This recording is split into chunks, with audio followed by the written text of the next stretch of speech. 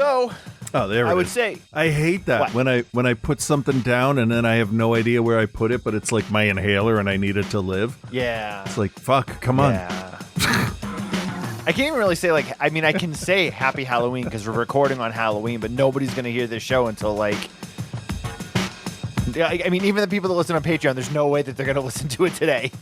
So No, but you can wish them a belated I Halloween. hope you all enjoyed your Halloween. Is what I think I should say. And welcome back to Outside the Cinema, your weekly source for cult movie reviews and future cult movie reviews. This week on the show, maybe. This week on the show, we are covering one of the most hyped horror films of the year, Barbarian, which is available now to stream on HBO Max, which was a nice surprise. I didn't know that. My friend Evan the other day texted me and was like, bro. That's what he talks like. Bro, have you seen... Yeah, that's how I remember him talking. This is a different Evan.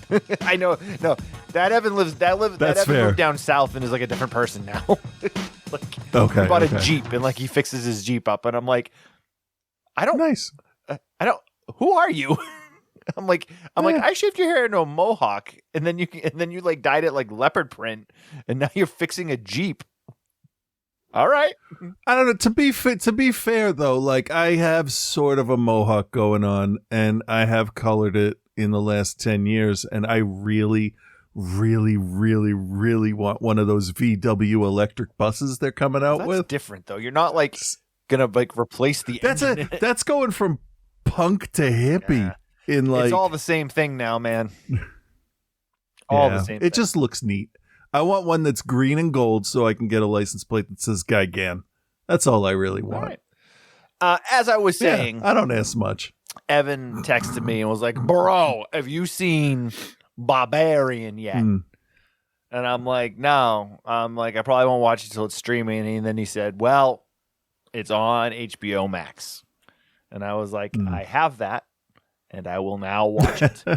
Because we originally were going to cover something else.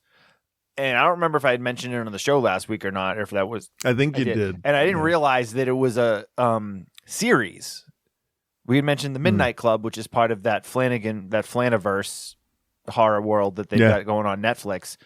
And I haven't actually watched any of that stuff. I'm definitely interested in it, but like there's just not enough time, man?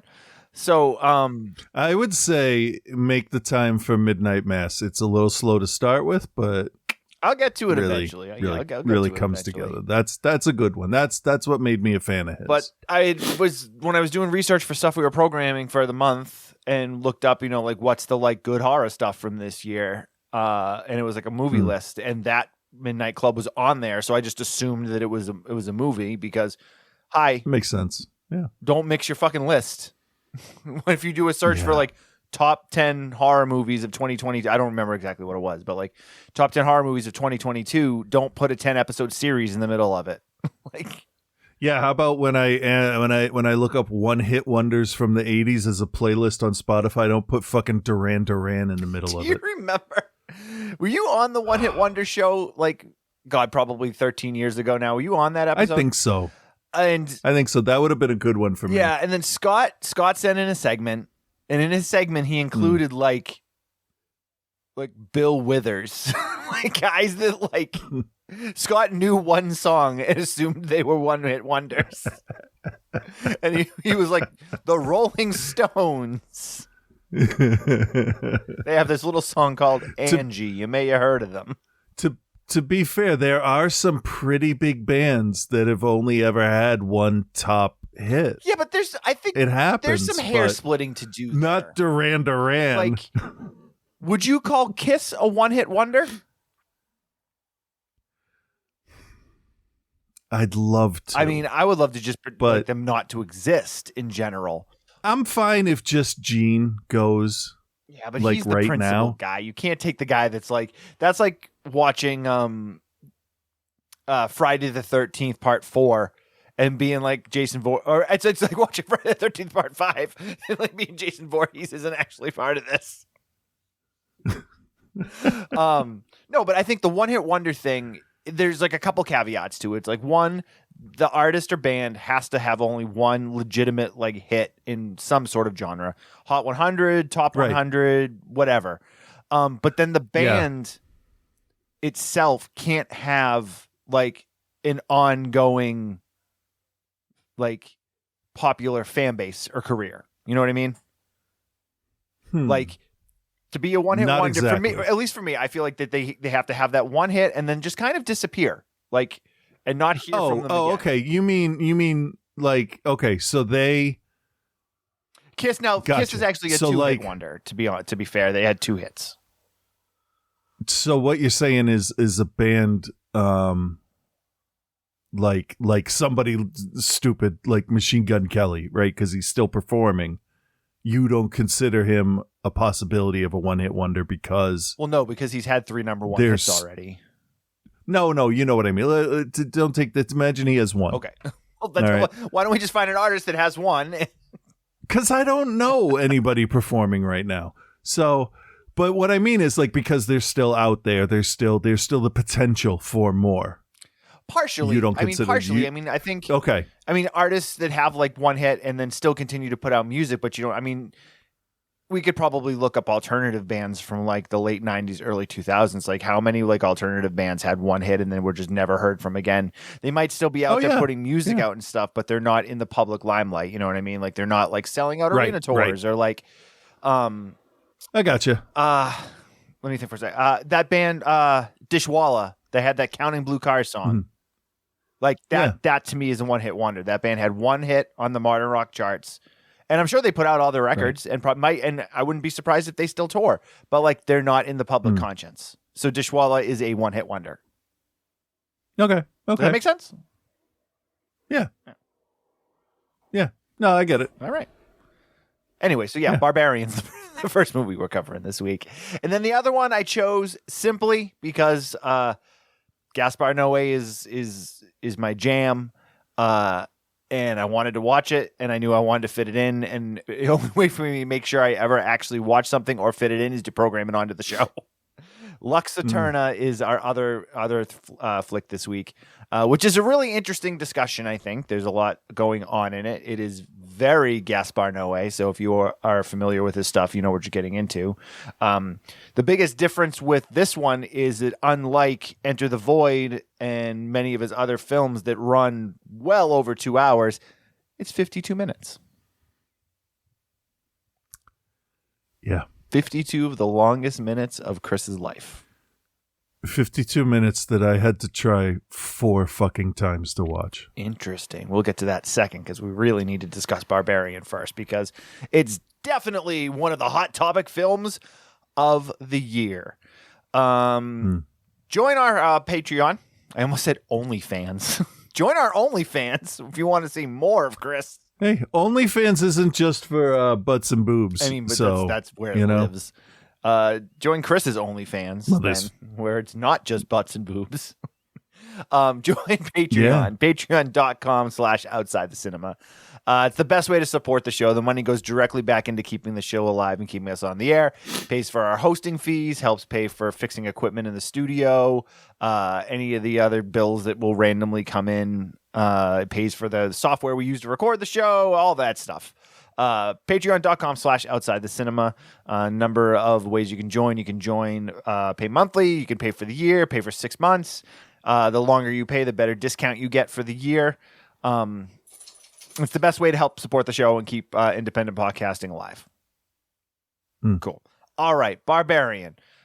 2022, currently available on HBO Max and playing in theaters. Directed and written by Zach Krieger. If you had said to me that Zach Krieger from The Whitest Kids You Know would put out a horror movie in 2022 that's going to set people ablaze, I would have called you crazy.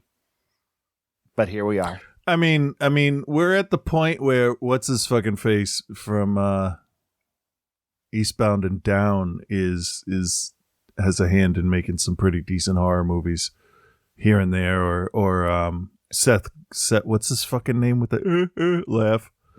With the laugh. He's on Freaks and Geeks. Seth Rogen? Yeah, he's done a lot of good stuff too with the genre.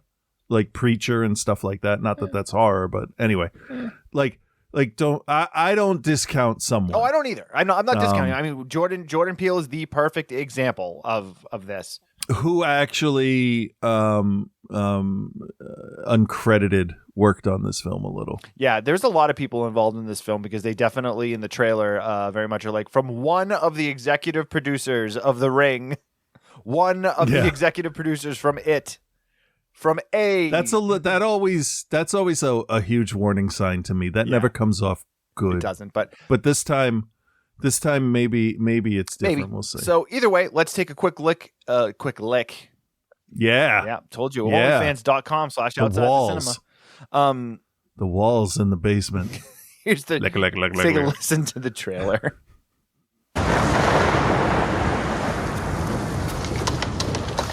Oh, you've got to be kidding me. Yeah. This is 476 Barbarian, right? Yeah, I'm renting this place. No, I booked it a month ago. Are you sure you have the right place? Yeah. What am I supposed to do? Why don't you come inside and we'll call these idiots.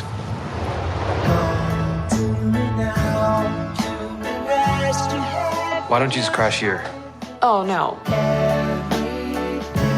I don't know if you got a great look at this neighborhood, but I don't think you should be out there by yourself. It's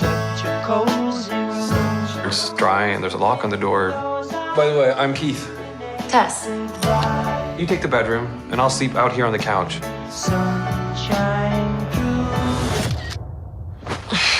Oh, God.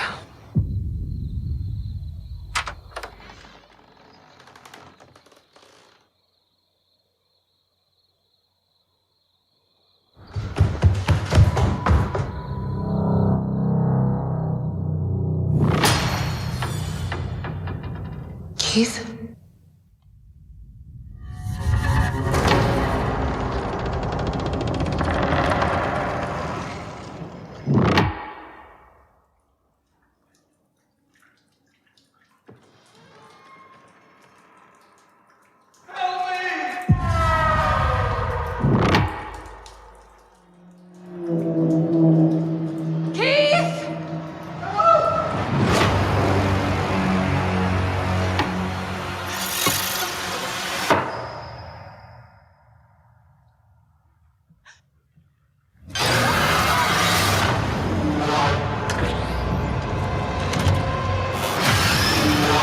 This process might seem overwhelming,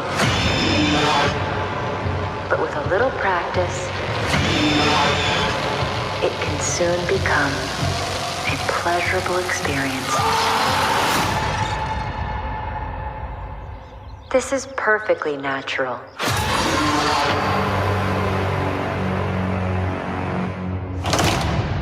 First and foremost, great trailer.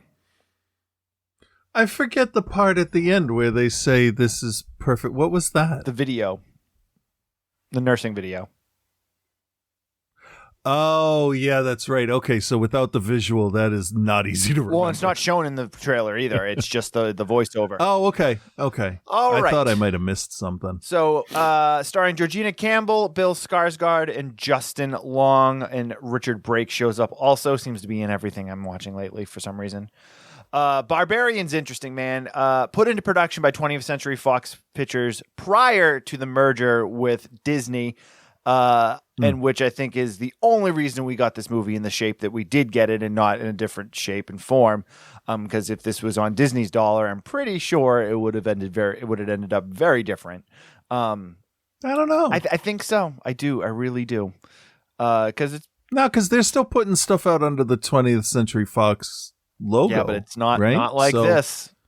Not like this. There's always got to be a first. I firmly believe that if they went to Disney with this and we're like, hey, here it is, and they're like, we're gonna need you to make some changes. I don't know. Their Predator thing was pretty good. Yeah. Do it. I think it's pretty messed up. Anyway, so Barbarian. I'm gonna fuck you up. So, as we said earlier, starring Georgina Campbell, Bill Skarsgård. Bill Skarsgård, obviously. Sorry. I just had an image of Goofy in that scene from Batman where he smashes the stuff on the wall and he yells, "You want to get nuts?" Except he would yell something like, "You want to get goofy? Let's get goofy." I just Pennywise himself is in this. Hilarious. He's also one of the producers. Film is, I mean, the story of this movie is actually quite simple. You have Tess. She's supposed to be staying at an Airbnb in a neighborhood outside of Detroit. She shows up to the Airbnb. There's no key in the thing. We come to find out that Bill Skarsgård's character, Keith, is already staying there. And we're immediately like, well, he's going to murder her because that's apparently what Bill Skarsgård does. Yeah, he's had at least 2 movies where he's been the bad guy, at least. So they're trying to figure it out. She can't get in touch with someone. And as you heard in the trailer, he's basically just like, hey, do you want to stay here tonight? And she's like, I don't know. And he's like, well, come in while it's raining. And she tried to get a hotel room, and there's a convention in town, so there's no hotel rooms. And essentially she kind of has to stay.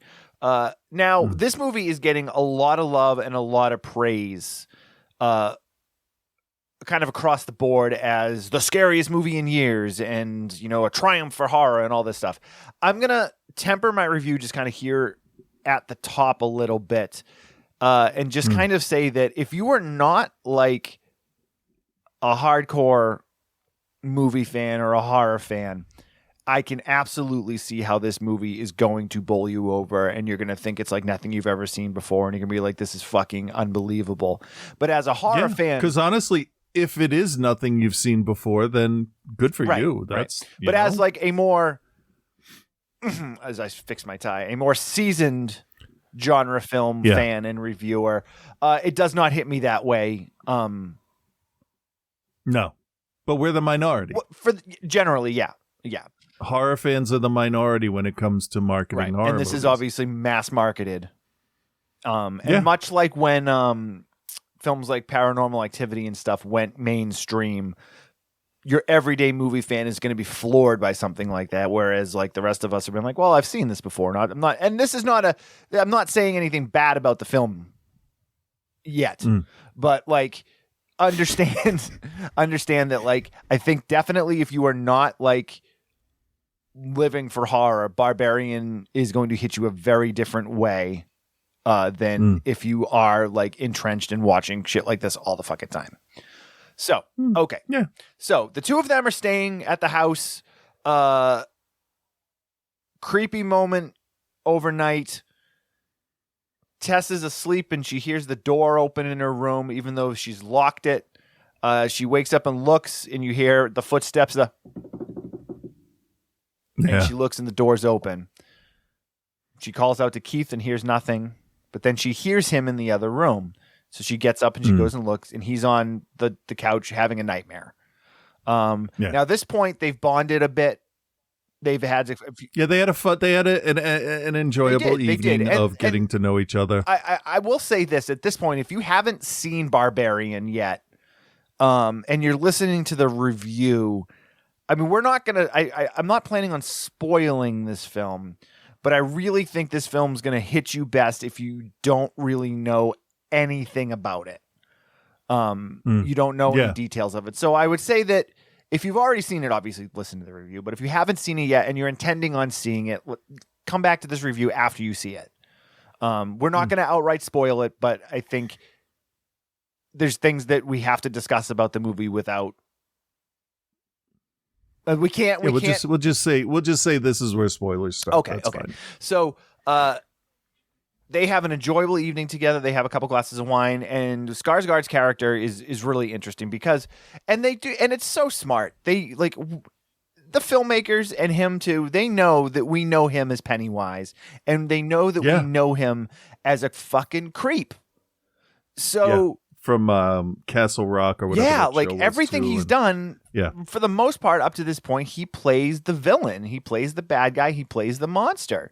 So we are just, as a movie-going public, conditioned to be like Bill Skarsgård. He's going to murder you. Like, yeah. So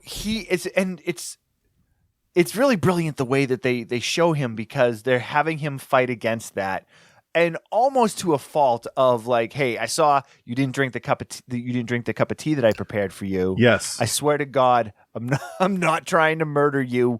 Right. This bottle. He waits to open the wine in front of her. And he goes through painstaking detail to explain to her why he hasn't opened the wine yet. And like, listen, I didn't want to open it while you're in the other room, because then you would think I might have done something to it. So I'm going to let you open it. I just kind of want to sit and just chill and have a conversation. And then they find some common ground. He's related to she's going in to interview to work on a documentary with a famous documentary director. He comes from an art community that this documentary potentially could be working with.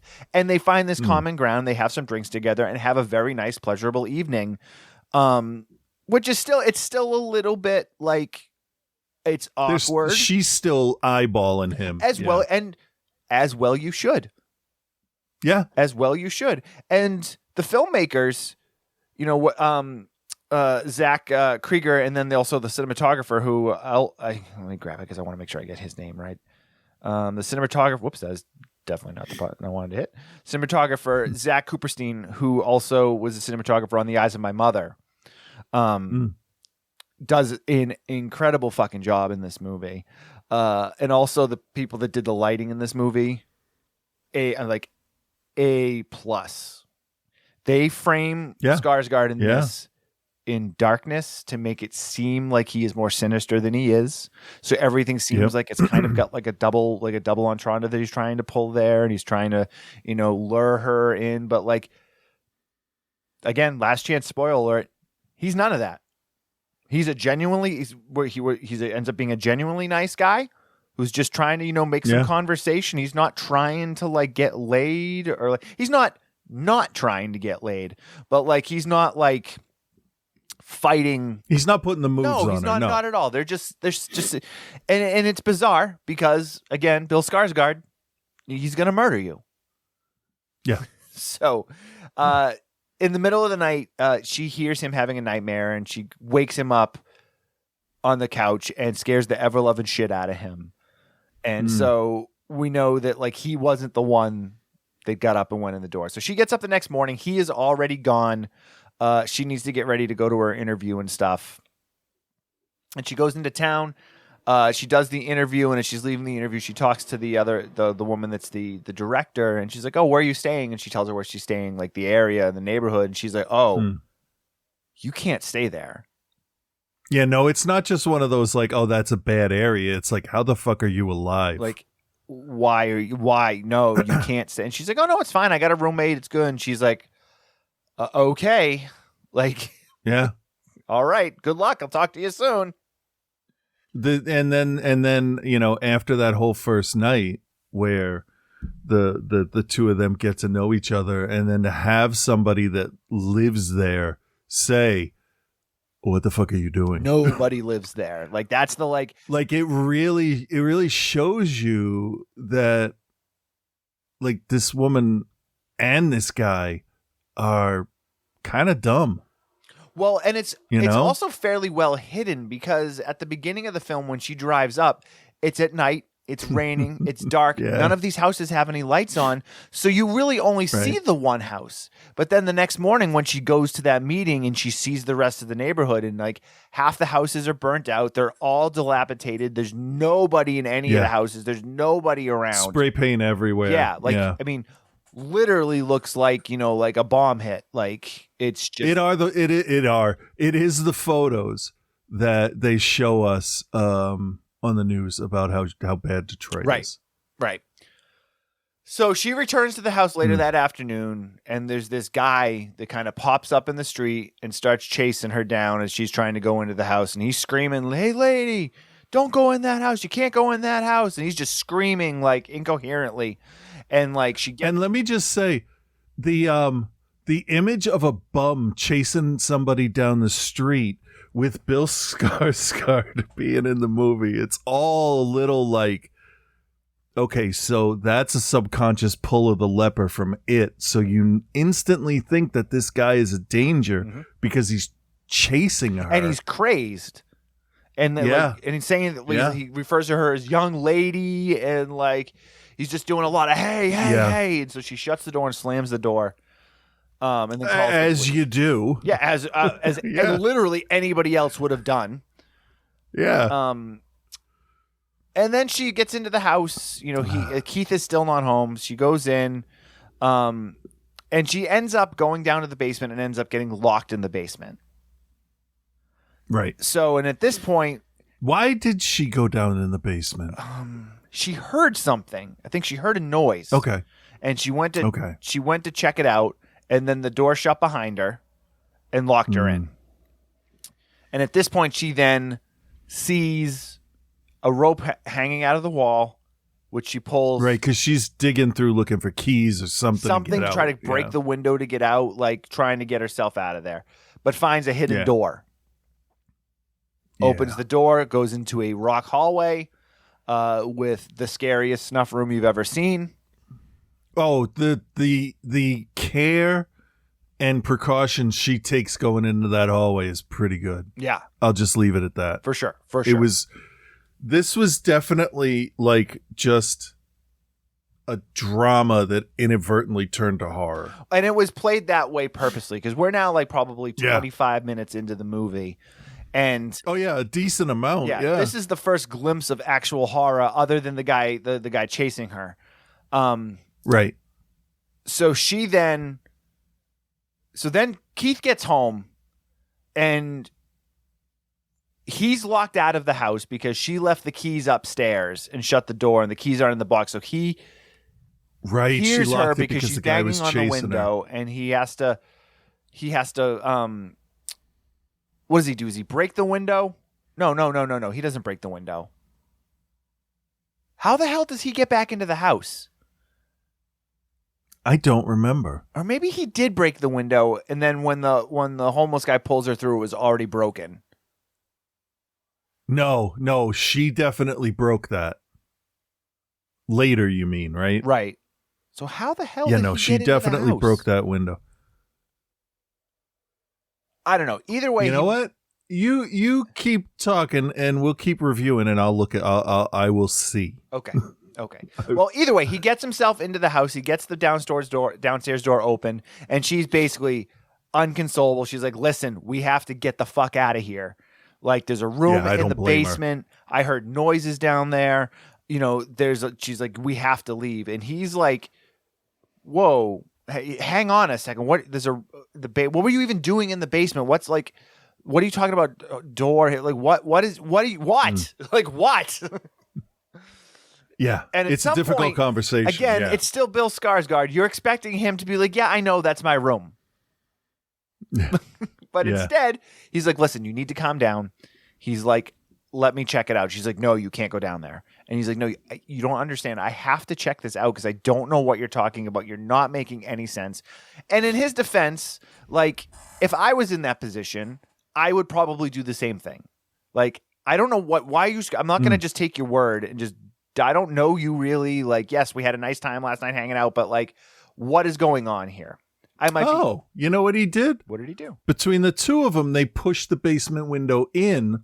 So, and then that indicates that because the next scene is them. Yes. Is them in the house. Yes. So, okay. Yeah. So that's what it is. He goes downstairs to check it out. She's like, "Listen, don't go down there, man." And he's like, don't worry. He's like, "It's fine. It's fine." So he goes downstairs, and she's yelling, "Hey, are you okay?" or whatever. And he's like, "Yeah." And she's like, "Did you find the room?" And he's like, "Yeah, I did." And then he goes silent.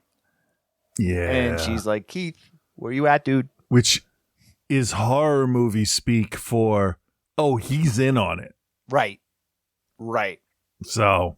Absolutely. Yeah. So Tess being the character, and again, this is a movie that's has a lot of layers to it that I didn't really realize how much it was layered until after I watched it and kind of sat and thought about it a little while.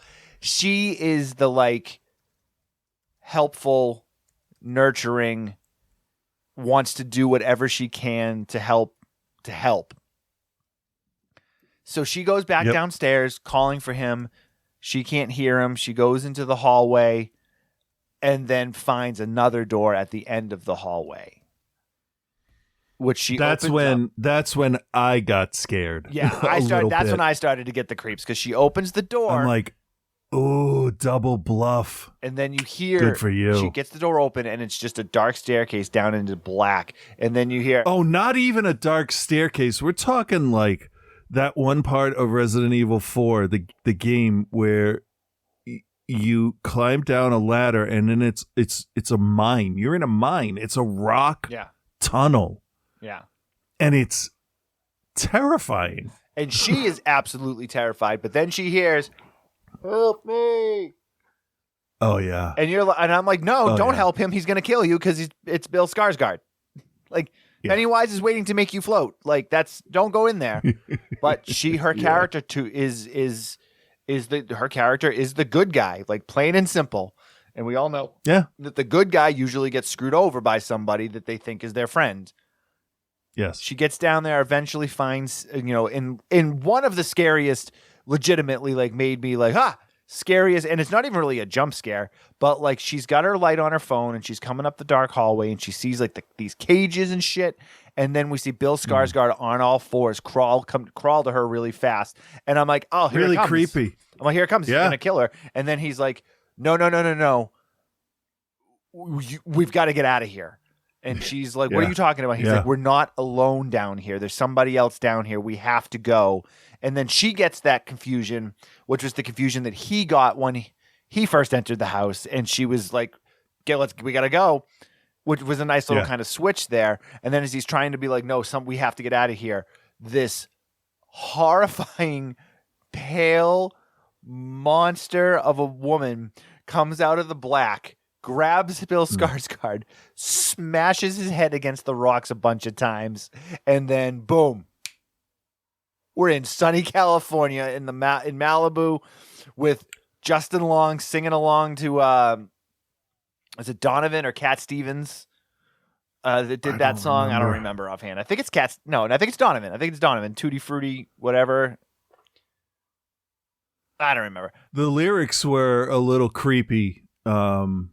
With what we had just witnessed as well. Well, and it's all creepy because it's like you just introduced us to these two main characters. We just saw Bill Skarsgård, who we thought was the bad guy the whole time, get killed by something we had no idea was going to show up. I have to say that was top notch. That was one of the best scenes I've done. I've seen this year. Yeah. So yeah. Then to just leave it for like and a they half do that hour. and they do it like 3 times. So we're introduced to Justin Long, who's an actor and is named AJ, and he's riding high in his like fucking Porsche or whatever and we're like, oh no, he's a director, isn't he, or a producer? He's higher up, right? I thought he was an actor. I thought a producer. Anyway, he's high enough up in Hollywood that his reputation. We find out. I thought he was just a popular actor. Is what I. Yeah, that's fine. So he's cruising along, and now everything is bright, whereas everything was dark before. And we're like, all right, cool. And so the total opposite of Detroit. Yeah. And the thing is, Justin Long is a guy that, like, as an actor, for the most part, you like the guy. He tries to do the right thing. Yeah, he's the lovable loser from like Dodgeball in those films. Until he gets a phone call from his agent. Who's basically and boom, you're on the other end of the Me Too movement because this actress says that you forced yourself on her, and it's going to be a big story, and you were in a lot of fucking trouble. Yeah. So at first it's played to like, do we believe this? Do we believe him? Because he's very much like, what's happening? But then he puts the turn, starts calling her an effing bitch. And like, you're like, oh, okay. Toxic masculinity has just reared its head into this film pretty strongly. So he then, of course, does everything that he's not supposed to do by leaving the state to because we find out that he owns the house from the beginning, and he has property. He has properties because that's what fucking rich dicks do. And we realize that the only reason that house is probably there anymore at all is because some rich guy owns it and he's renting it out as a B&B to make money off it. Yeah. Which again raises a lot of other questions that we can talk about in a few minutes. But so he leaves the state, which is something you definitely don't do when there's a criminal investigation happening to you, but he does it anyway. But technically he wasn't arrested or anything yet. Yep. He left before it was released to the public. Or as it was, Which the he was police at the airport when it was released to the public. Right. He had made the plans to go there because of what was going to happen. Because he needed to get money. Right. But no one ever explicitly on screen told him, don't leave the state. He's told about that after. Yeah, he's already in Detroit at that point. But right, because he hasn't been arrested or questioned or detained or anything. No one has spoken to him in the law, but his guy does say that looks bad. Yeah. I'm like, I guess. I mean, sure, it does. Whatever. It does. It can. Yeah. So he's in Detroit. He gets to the house. Tessa's car is still out front of the house. He goes in. All their stuff is still there. And he calls the realtor and is like, hey, who's staying here? And they're like, nobody's staying there. And he's like, well, that's not right. There's somebody's stuff is here. He's like, who's staying here? And she's like, well, according to the records, the last people would have been out of there on whatever this date was. And he's like, well, they're not. He's like, say, what, you tell me somebody's squatting here? And she's like, I don't know. And she's like, I'm just a fucking realtor. Like, I don't know. And he's like, well, how come someone hasn't cleaned the house? And she's like, well, because we don't clean the house until somebody else is going to come in because we don't know how long it's going to be vacant. So it doesn't make sense to clean it right after they leave if somebody else isn't coming in. And he's like, well, and then he starts to be kind of rude to her and she just essentially hangs up on him. Yeah, because like, oh, what if they leave a mess? And she's like, I don't give a shit. She's like, then they'll clean it before somebody else comes. Like, don't worry about it. Yeah. So he then goes out because he's from there. Apparently, he meets up with a friend to grab something, so to have some drinks and stuff, and we get a real kind of insight to his character and the dude that he is, and he is exactly the dude that you think he is. Because he starts telling his friends like, so what really happened with you and that actress? And he's like, well, we were together, and it was totally consensual. And then he's like, but maybe took when some it convincing. Yeah, he's like, but maybe when it started, she wasn't like super into it. But by the time by the time I had forced her into it, she was into it. So it's like it's fine, man. It's like she definitely. It was that total bro mentality of whatever, man. You were fucking flaunting it. You fucking wanted it. So what's the difference, bro? Yeah. And he shows himself as that fucking frat boy culture, fucking scumbag, white privilege type thing that you think he is. Yeah. So he gets back to the house. And in one of the funniest things in this movie, and this movie does not play in a lot of comedy. It's very serious and very somber in tone. But when he discovers the basement and then discovers the secret door, the first thing he does is start Googling how much extra square footage having that secret tunnel will add to the house. Yeah. Totally ignores the fact that there's a fucking snuff room in the back of it. But well, you could look at that from a couple different ways, right? You could be like, oh, well, he has a dungeon because he's a sex fiend, or he's in Hollywood and he's seen weirder stuff, or he is so hyper focused on getting money out of this because his life's ruined. He doesn't think about the gross mattress with the 1992 video camera pointed at it. Right, yeah, and the blood imprints on the walls. So then he then eventually discovers the other doorway and makes his way down the doorway, and then finds a very smelly room with a video of a woman teaching her baby how to breastfeed. He's then startled by the monster, and he falls into a hole, and we find that Tess is in the hole with him. So hooray, Tess is okay. We know that Pennywise is not, because we saw his entire head get smashed in. And then we cut again to an ultra Pleasantville looking neighborhood.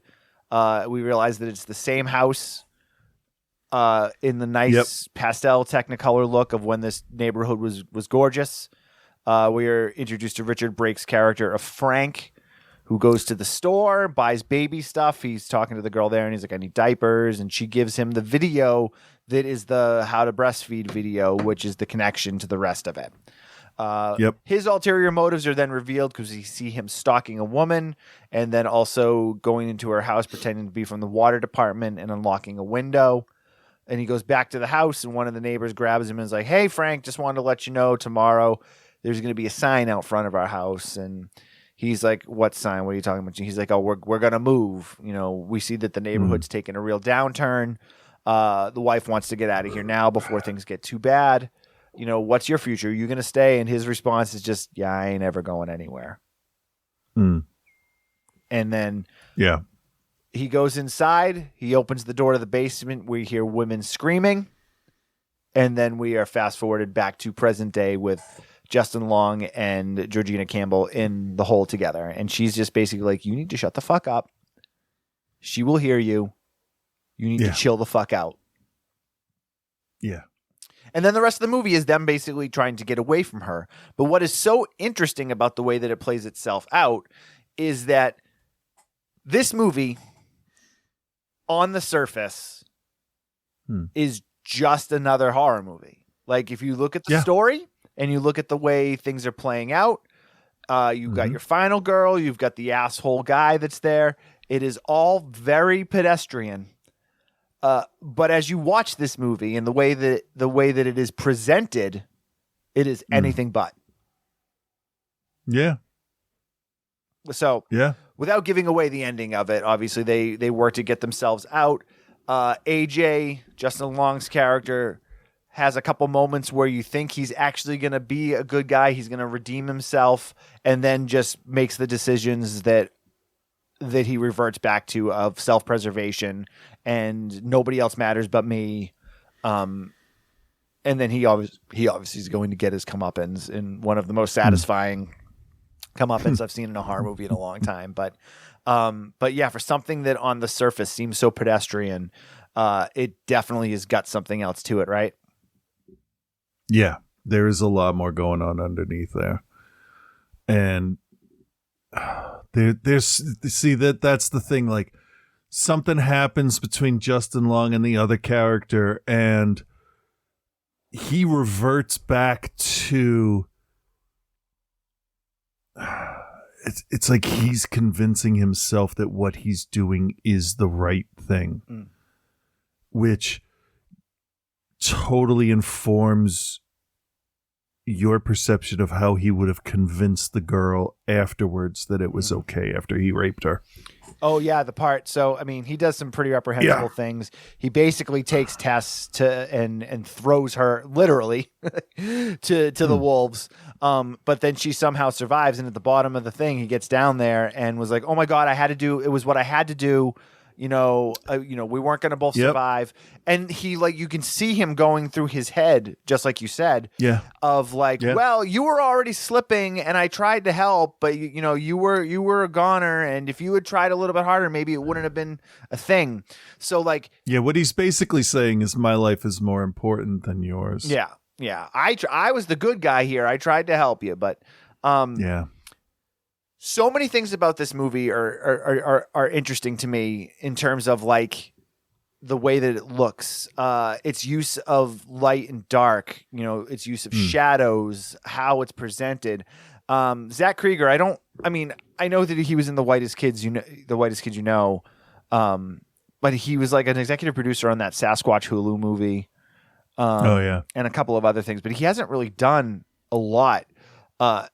I absolutely floored by the job he did on this movie, man. Like, I don't think there's a big gap between telling a joke and scaring someone. I think if you can do one, it is possible for you to do the other. You know what I mean? There's a lot of comedians that have gone on to do stuff like that. It's true. It's true. So it's learning how to manipulate emotions, and instead of an unexpected punchline, it's a jump scare or this, wreck looking woman running out of the darkness. I mean, that is technically a punchline. Yeah. Isn't it? Yeah. So it is. maybe that's how that works. Maybe that's why really good comedians can be really good at this. I never thought about it that much, but that's what comes to mind. It makes sense.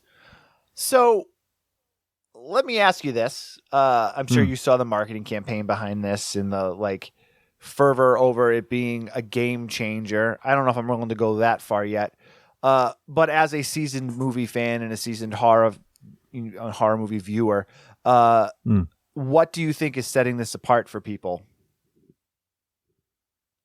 I think what's setting it apart is that it is well made. Other than that, I don't see it that much different than Wreck. It's a mystery that needs to be resolved, and I think people watch straightforward horror mostly. Yeah. And there's no mystery in it for them. There's no trying to figure out what's going on or motivations. It's just, hey, it's Michael Myers. There he is. He's going to go kill people. Nobody cares why, So maybe for this, it's what the fuck is happening? Like they've encountered a mystery and now it's interesting. Yeah. Maybe that's what it is. I don't know. Yeah, no, I agree with that 100%. I think, in terms of, but I think aesthetically too, also, it's just got a different look to it. Like, not drastically, it's not completely, they didn't bathe everything in neon or they, when we talk about the Gaspar Noé flick in a little while, he is a guy that goes out of his way to make the presentation different. And this is done in a way with very old, tried and true things, but with this fresh set of paint thrown over everything that doesn't just the tracking shots don't exactly work the way that you normally see. The wide angle stuff is used well. The lighting in these scenes is phenomenal. The cinematography on this is just fucking great.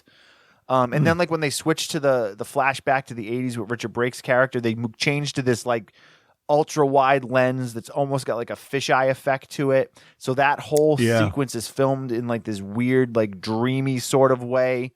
Yeah, but it's also 4:3. Yeah. Well, I mean, the wide lens lends itself to the 4:3. It really feels like you're about to bump into him. You're uncomfortably close to Brake the whole time. And that was a really smart decision because you're forced to be close to him, which instantly makes you say, I don't want to be close to this guy. And then as you learn more, you're like, can I be in a different state from this guy? Because Jesus Christ. Yeah, it's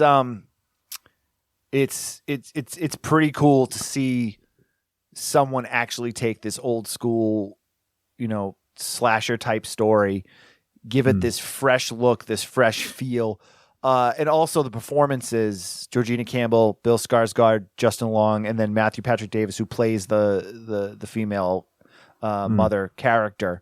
All very, very good. But I have to say that it's all done in this really just the same, but feels totally different way. Okay. So, yeah. Am I wrong? Maybe. Am I wrong? No. I mean, neither of us are going to be wrong about the next movie. So how can you be wrong about this one? True. Our opinions are our opinion. I agree. I agree with you there. All right, cool. Well, we've already talked about this one for almost 45 minutes. So let's just. Oh, wow. Yeah. All right, Chris, do you recommend and what is your grade for Barbarian? Yeah, I'll recommend this. I think for people that don't watch a lot of horror movies, this might be a good one to test yourself with. I was going to say to watch on Halloween Eve, but that's now. And when you listen to it, that was then. So that's not going to work. So yeah, I think this has a couple of jump scares that are good. It's not you see the hand throwing the cat into frame. Right. It's literally a subversion of every trope that you think you know. And it worked on me. And that was, I'm there for that. Right. So, yeah, I'll recommend it. And I think I'm going to go with a B+. Okay. Because it's difficult. You know, there's one or two parts that are really interesting and different, but I mean, once we switched actors, you kind of get the hang of the whole thing and you're like, all right, now nothing's going to surprise me. Right.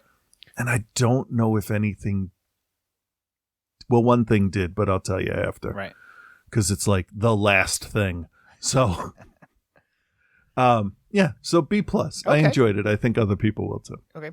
Yeah, I'm going to recommend it also. I was super like side-eyeing this movie when the trailers came out, and anytime they do that thing where they like have the pictures of the test screening of the people like freaking out in the movie theater, and I'm just like, yeah, but I mean, is it really going to go there?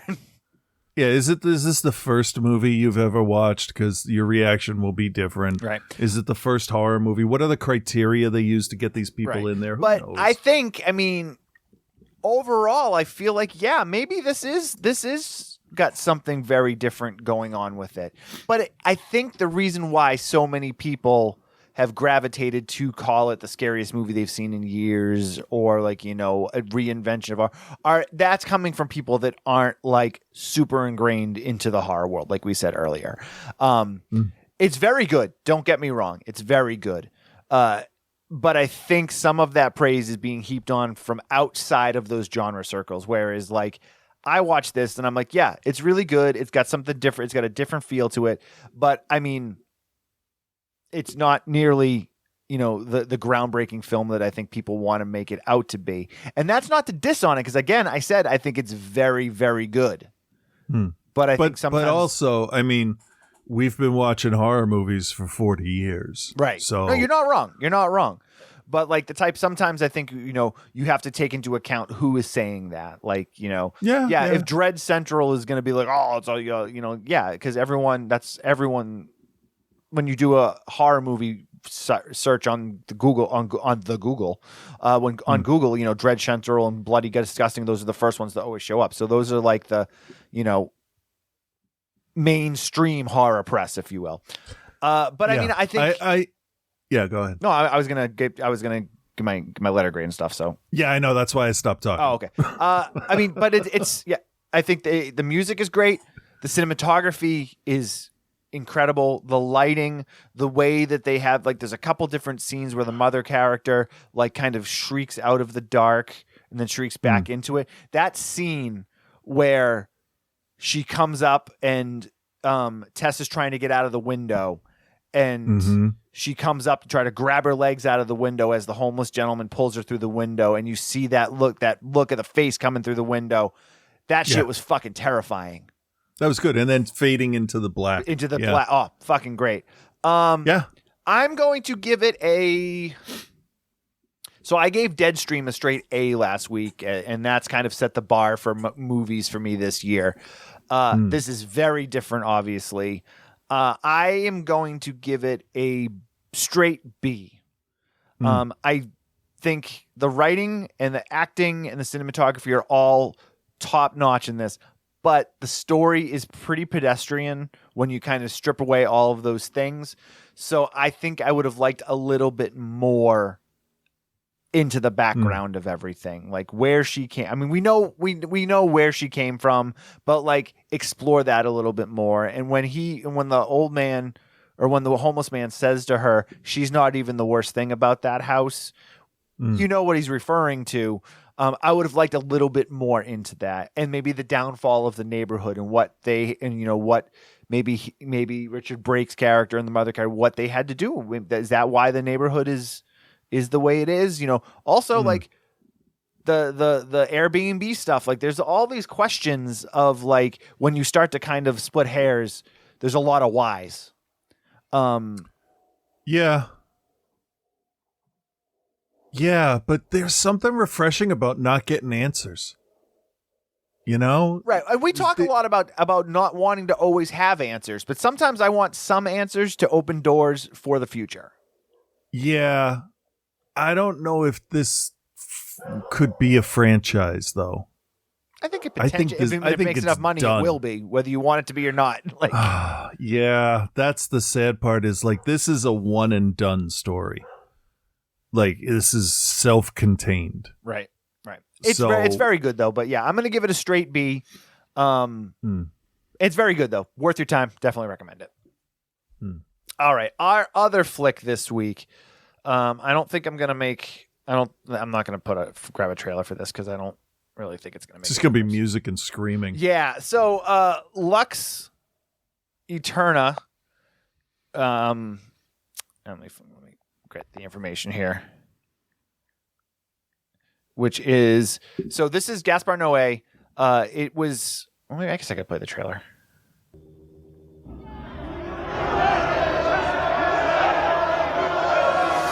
Très bien coupé. S'il n'y a pas de musique, et ben s'il n'y a pas de rythme, il ne faudra pas venir pleurer. Action!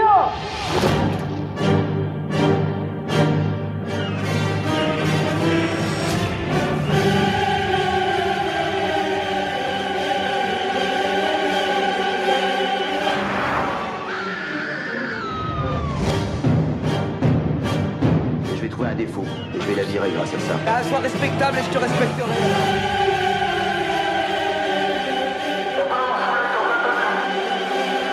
I'm going to remember this moment for the rest of my life.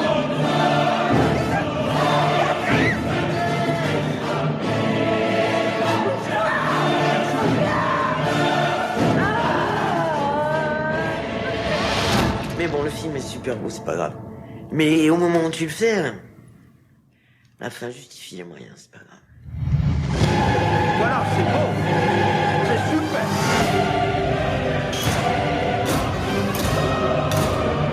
Charlotte.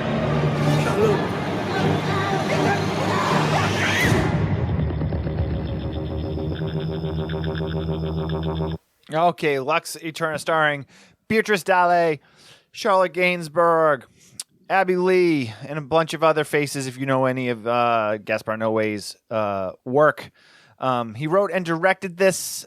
He did it the same time as his other film that he produced in 2019, which stars Dario Argento, which is a much more somber film called Vortex, which is about a elderly couple succumbing to dementia.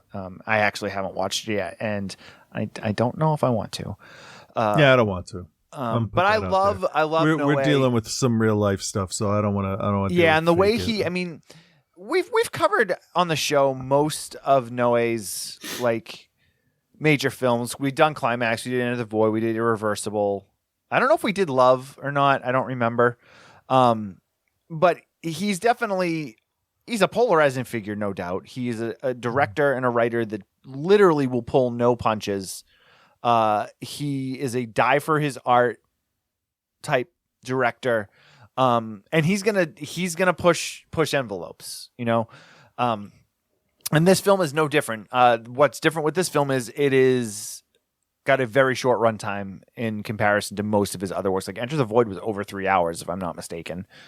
But essentially the story and the narrative here is second to the piece of art that is being produced, but they're basically giving you Beatrice Dalle is directing her first film. It is starring Charlotte Gainsbourg. They are doing a film about witches and witches burning at the stake. The film opens with some kind of very pretentious like background thing on filmmaking. We get a lot of strobe weird stuff to kind of set the mood. And then we are dumped into a conversation between Charlotte and Beatrice. And everyone plays themselves, by the way, too. They're all using their real names. We're dumped into a discussion between the two of them that really has nothing to do with anything, you know, other than them discussing some of their roles, a little bit about roles related to being a witch, and so on.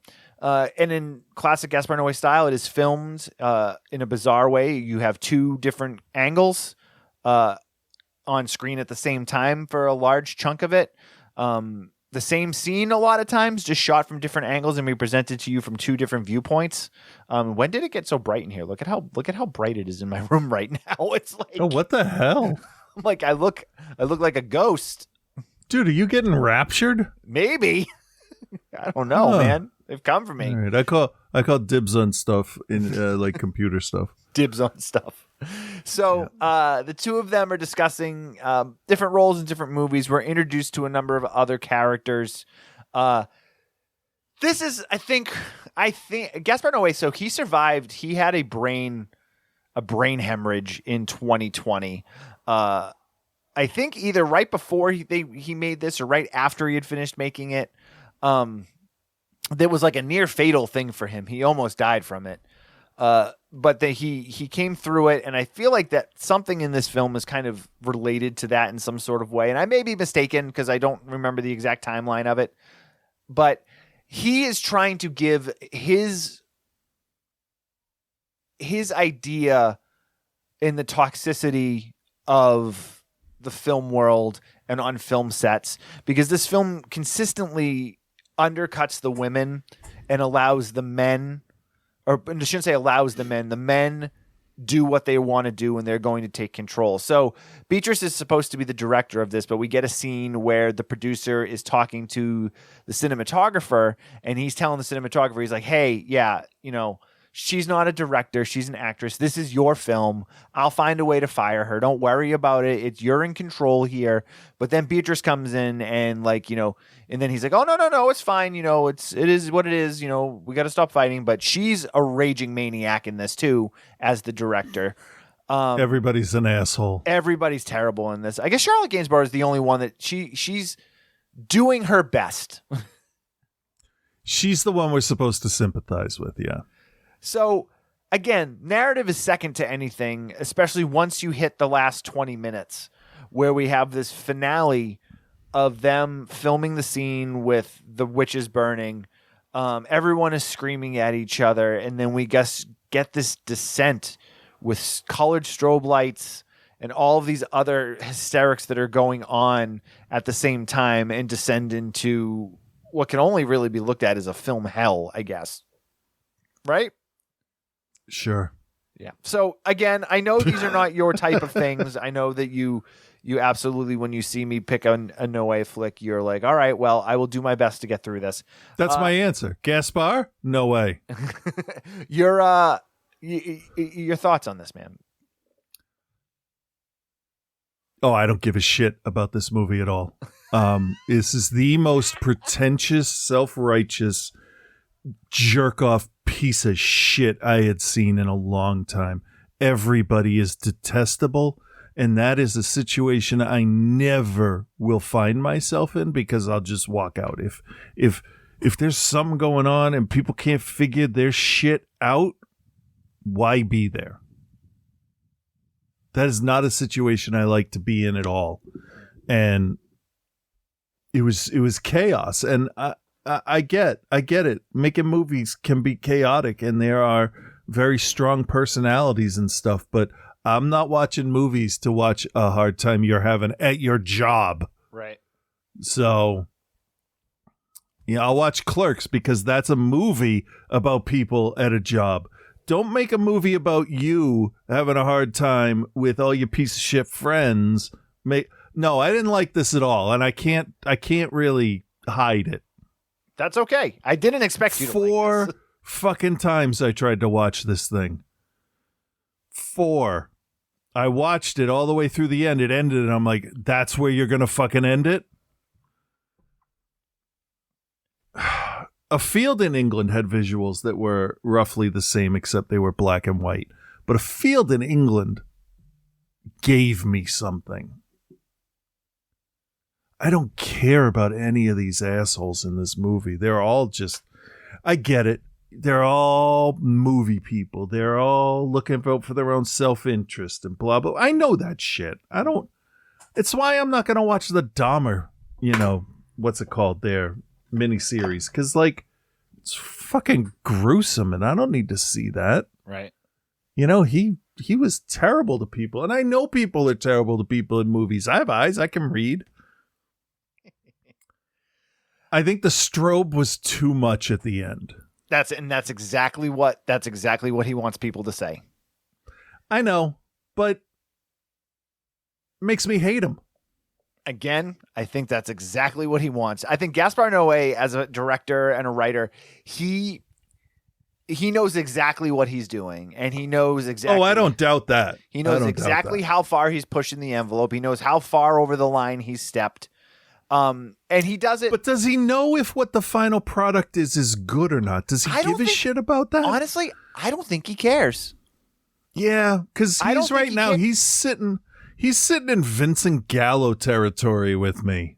Oh no, not for me, man. No, I mean, yeah, Vincent no, for me, definitely. Vincent Gallo, I don't think has the talent that Noé has, even close. I'm not talking about talent. I'm talking about how much I like them. Oh, okay, that's different. Yeah. So, I mean, I'm a big Gaspar Noé fan. Like I am. I enjoy a lot of his stuff. I love the envelopes that he pushes. But even for me, I was very mixed on this. I think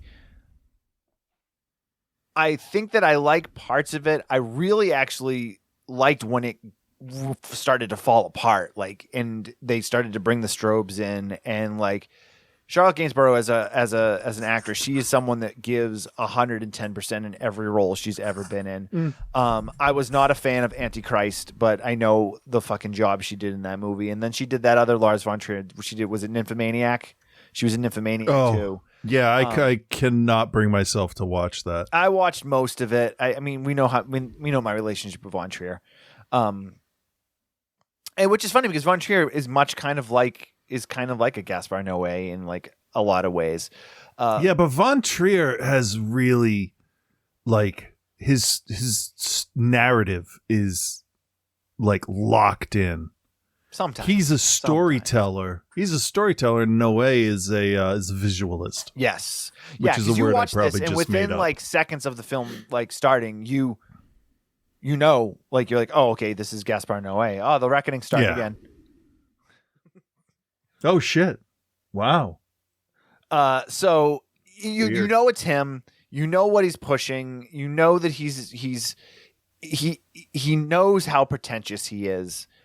He plays into it. He puts the fucking quotes up from people I've never heard of about film, and he's famously said too that he's one of those guys. He's like, I just make art. Don't overanalyze it.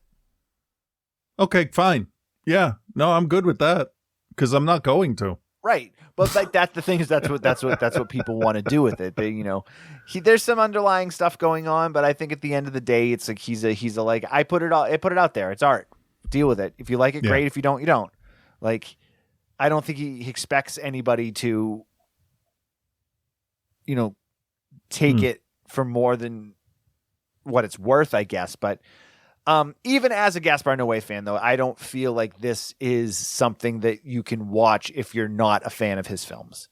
You have to like his stuff to get through this, I think. You are the perfect example, as in you've seen most of his stuff and you're very indifferent with it. I'm sure there's probably some of it you like more than other ones, but you're not what you would call a fan. So you're not gonna bite onto those little Noé-isms that he puts in there. I guess what I should say is I like his narrative stuff. I think is a fair way to say it. I despise Climax. See, I really liked Climax. But Irreversible and Enter the Void, I have no problem with. You liked I Stand Alone too, if I remember when we covered that too. I didn't want to. I don't remember it, so I didn't want to. I feel like you didn't hate. You didn't.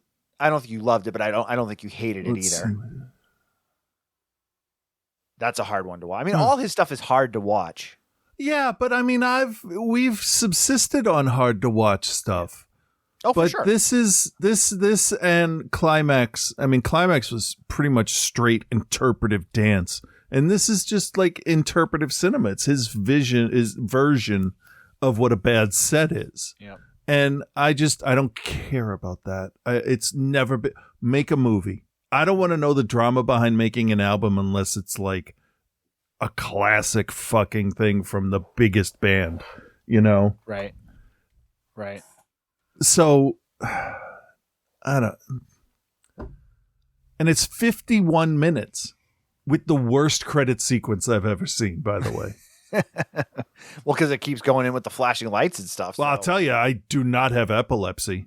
I'll tell you that. I can watch that. Yeah, seriously. This movie, Pokemon they put the thing up at the front that's like, hey, if you got an issue with strobing lights or are prone to seizures or epilepsy, you're not prone to epilepsy, but you can't. You can get prone to epileptic seizures or fits or triggers. You can't watch it. You can't watch it. You can't watch it. So, I mean, I don't really have a lot else to say about it. All right. I mean, give me your 411. Recommend it or not? So grade. this does not have a narrative, really. It has a bunch of events that happen within an hour time frame, really, because this is real minute for minute on this. Nothing is introduced. Nothing is resolved. You're getting basically the second act of something. And with the main woman's character there does seem to be some kind of switch flipped in the mind right at the end, but none of it, the abuse her kid took, any other arguments, this journalist, none of it fucking matters in the end, because they're really just showing, hey, here's 45 minutes of making a movie. On the worst set ever. On the worst set ever, also with the most pretentious and like the title cards talk down to you, like a filmmaker's job is to sign his work, and it's like, no, you make a fucking cohesive story that entertains people. That's what you do. Otherwise, you're just an avant-garde artist working in a visual medium. You're not. Are you a filmmaker? I don't know. Is it a film? Is it a movie? Is it a narrative? No, it's not. This is like if you walked into a party, walked around for 45 minutes right before the place burned down. That's what's going on there. Yeah, it's definitely, I mean, yeah. So no, I am not going to recommend this. And I think this is worse than Climax. And I'm going to give it a D-. Okay. I don't care. Nope, that's totally fair. Not a fan of this movie. That's not to say that I don't like other things by him or won't watch stuff in the future. Right. I mean, you'll probably get a little bit of time. We have to watch another one. Here's the thing. I can only recommend this to Gaspar Noé fans. If you're a fan of his work, then yeah, watch it. Literally everybody else, nah, let it go. Yeah. Let it go. Even though it's on Shudder, it's not a horror movie. No. I mean, none of his stuff is. It's not even a thriller. This is just a straight drama. It's bizarre. It's very bizarre and very weird. So yeah, unless you're a fan of his work, you gotta pass on it. And in terms of unless you want to try something new, new. And honestly, out of all his stuff, I like it probably like the least. It's probably my it's the weakest. I don't really remember much about Love, which says to me it probably is not super memorable. I remember Edge of the Void and Irreversible quite well, and I remember Climax because I really like Climax. I know it's one of that's the rare film where you and I are so far on the opposite spectrums. Which one is that again? Climax. Say again. Oh yeah. Fuck that movie. Which I love. I love that movie. So, I'm gonna give it a C-. I think visually it's pretty out there. It's definitely something like you've never seen before. I'll put it that way. And that's really all I can say. I don't know if that's a good thing. I don't know if that's a good thing or not. Yeah, we said that a lot with Barbarian, where it's like it's the same story that you've seen a million times, but it doesn't look like you're expecting it to. And I feel like this is kind of like in that realm too, which is not necessarily the good in the good side. It's the opposite way because in Barbarian it's a good thing that we don't know what's going to happen.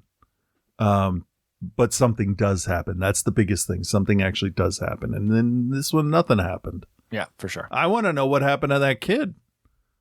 Carving a cross on her hoo-hoo. Messed up, man. Speaking of messed up, Joe's back this week with Child's Play 3, a.k.a. the Army one.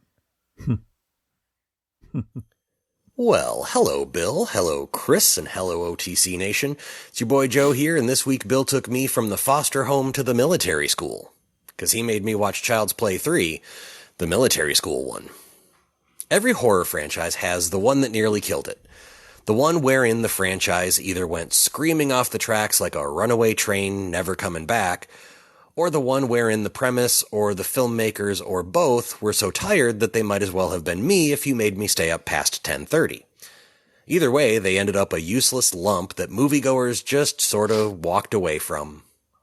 Maybe they grew up and out of it, or maybe the new sexy horror franchise was over in the corner, giving them the look that says, hey there, film freak, ditch that old boring bullshit and come grab the metaphorical boob of this new story.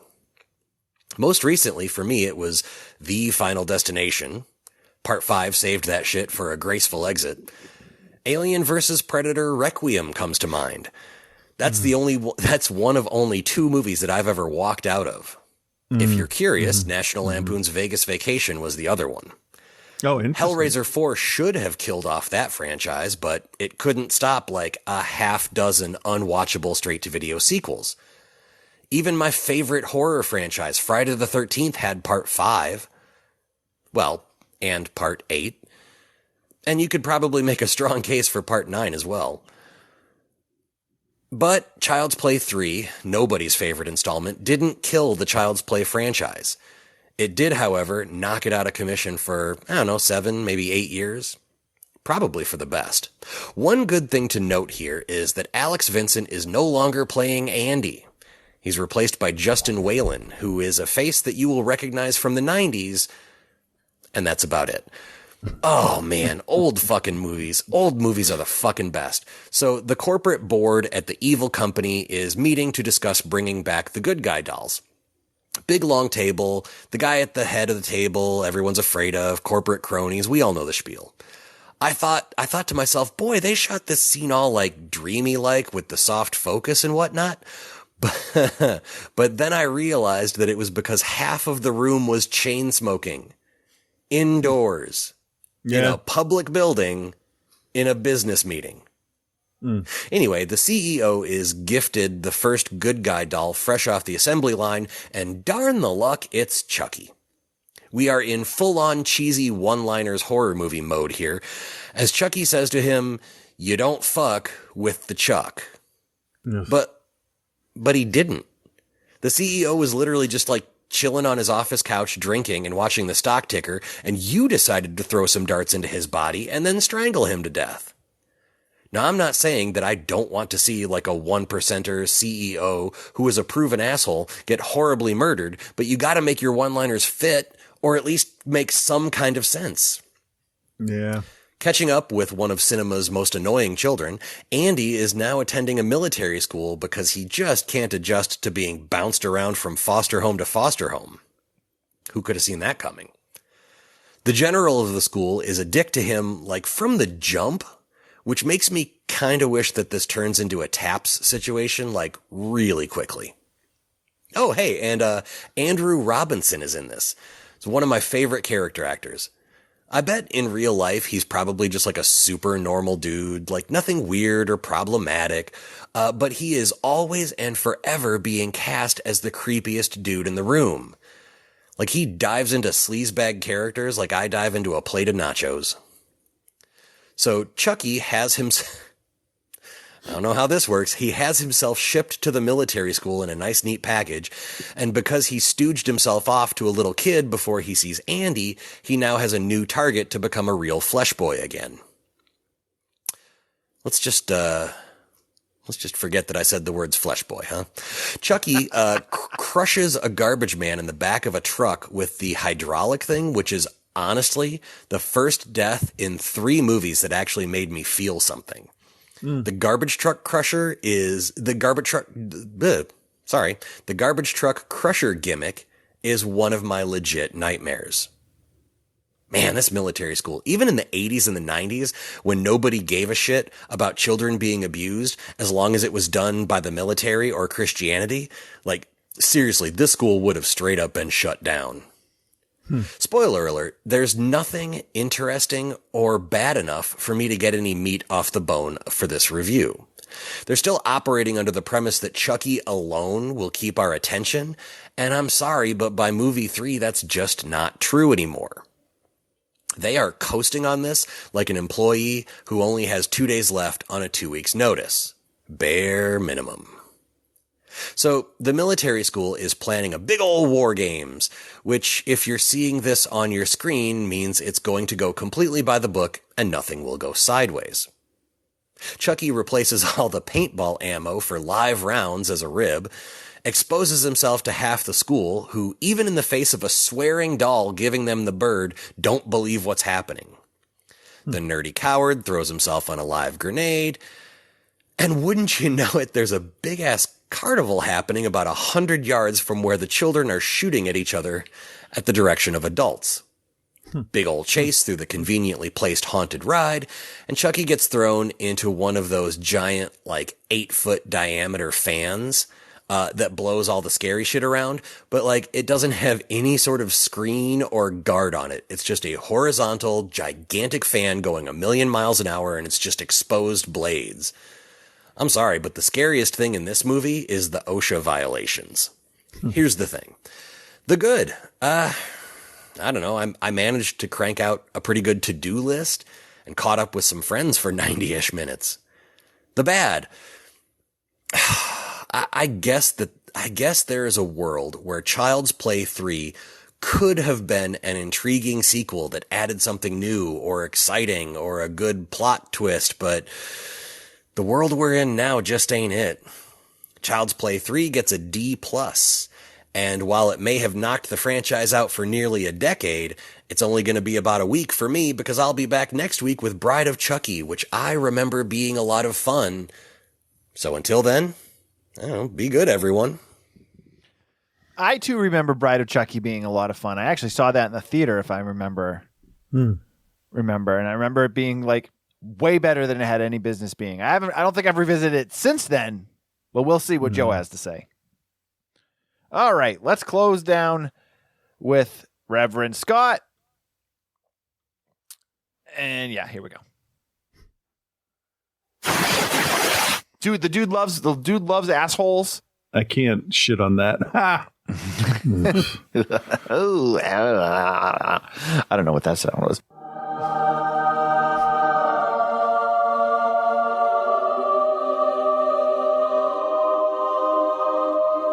What? Yeah. Holy shit. Yeah. With Reverend Scott. I'm Buck Wahlberg, and I'm here.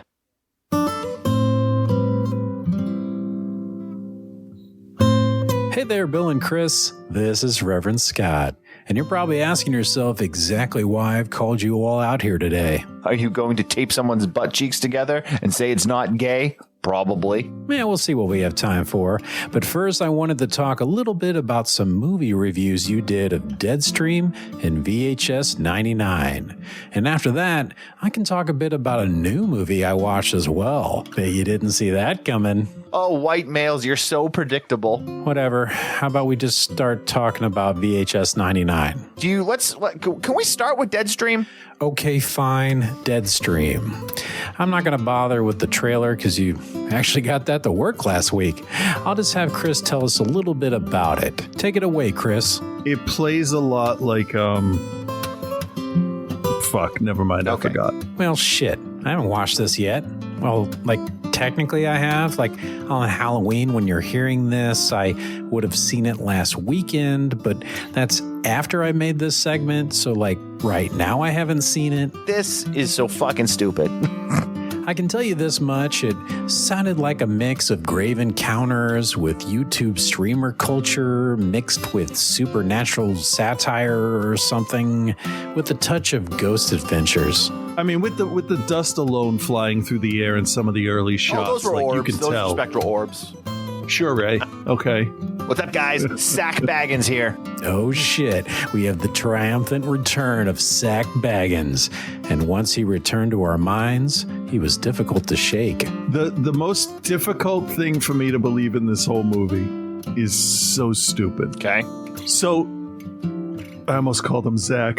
Sean. Sack Baggins. At the end of the day, I'll probably talk about this more after I see it. But for now, I'm just going to believe you guys and give it an A. And I give your review an A as well. Oh, you're a fucking legend, dude. Ah. Gee, thanks, Bill. But I think we should all move on to the next film.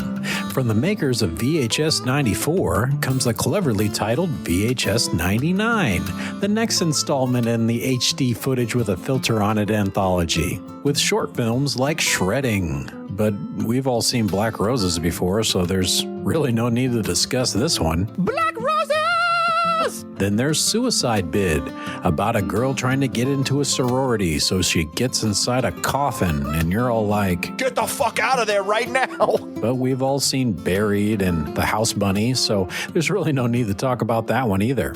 After that is Ozzy's Dungeon, but we've all seen Death of Smoochie and Wishmaster, so whatever. And then there's Bill's favorite part, The Gawkers, with some new neighbor girl named Chrissy. Whoa, Chrissy's hot, man. I'd do her. Just calm down. And there's also some kid making stop motion videos of army men, but I don't really understand that. Can you explain the army man thing? Not really. Whatever, we've all seen Species before, so last but not least, we have To Hell and Back, which sounded like it was just a rip-off of that one part from Constantine. Which is the biggest bunch of bullshit. Come on, get the fuck out of here. So overall, I was not impressed by this film at all. I give it the same grade as Chris. I'm just going to go with a C- because I did watch it twice. Jesus Christ, man. I do give the review of VHS 99 a B, though. So yay. Finally, what did I watch lately? Well, I went to your boy the IMAX and watched the latest in the Shazam cinematic universe and checked out Black Adam, starring The Rock, the Dwayne Johnson. And I'm guessing you've already heard some people talking about this one, saying that it's just so pedestrian and like paint by numbers exactly what you would expect it to be. But I'm here to say that's only kind of true. Black Adam is your classic anti-hero or reluctant hero. He's not without morals, mind you, but say like Deadpool, for instance, he'll straight up murder you and melt your skin down to the bones, or toss you miles away into the side of a mountain. While it's not bloody like Deadpool or shooting guns like Deadpool, it's far more brutal than your typical superhero fare. I'd call this a hard PG-13. And Hawkman is portrayed pretty well. He was kind of cool, except for he's also kind of an annoying character. And the real star actually was Dr. Fate, played by Pierce Brosnan, which I almost wish this movie was just centered around him completely. But, you know, I can see why they wanted the big star to be the focus, especially with some of the genuinely interesting story elements we find out near the end of the movie about Black Adam. And while I wish they had let The Rock be more like The Rock and less like A Rock, Black Adam is the type to avoid emotional connections, but you know deep down he's making them anyway. Anything he points out is like, ew, I don't want to have anything to do with that. He will. You know he will. Overall, this is a mostly typical DC superhero fare, but at the same time, it's very well made, nicely paced with some fun action scenes, some dark content, and lots of murdering faceless soldier dudes. So if you like to turn off your brain to shiny lightning and loud explosions, this is the movie for you. I recommend Black Adam for that purpose at least, and to have an excuse to eat some popcorn. And as far as superhero flicks go, I give it a B-.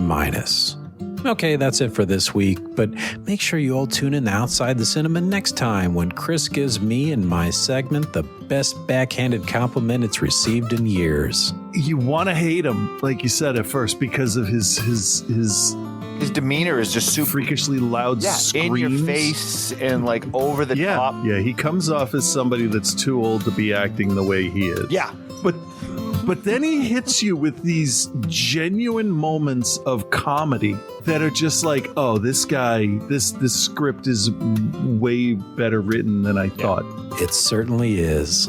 After that, Bill is very concerned about me noticing his bulge. Have you seen my crotch? Is there anywhere I can put it? Then Bill gets extremely annoyed when I refuse to look at his crotch. Do you really not like me? All that and so many other things you really won't like. But until then, peace and love, guys.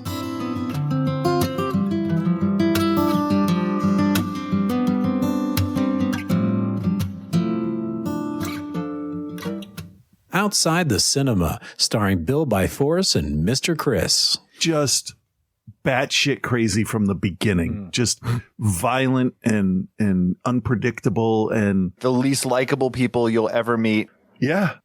Oh, and I gotta do this again. Zach Baggins. Sack Taggins. Zach Baggins. Zach Baggins. Zach Baggins. What's up? I'm Zach Baggins. This is Sack Baggins. Sack Gaggins. I'm crack Uggins. Crack Uggins. Brack Laggins. Zach Baggins. Black Daggins. Zach Baggins. Plank Igans. Sack Braggins here. Zach Braggins here. Crack Blaggins. Yeah. Sack Braggins. Mr. Xerox Baggins. Zach Baggins. Sack Braggins. Sack Baggins. Sack Braggins. Sack Baggins here, guys. What's up, guys? Zach Baggins here. Well, there you have it. All right, guys. Thanks for hanging out with us. I have no idea what we're doing next week. I will figure it out soon. Yeah. Thanks for listening. Join the OnlyFans. Yep. No, don't. Go to Patreon. Patreon.com/outside the cinema. We'll be back next week, guys. Everyone have a good one. Talk to you soon. Yeah.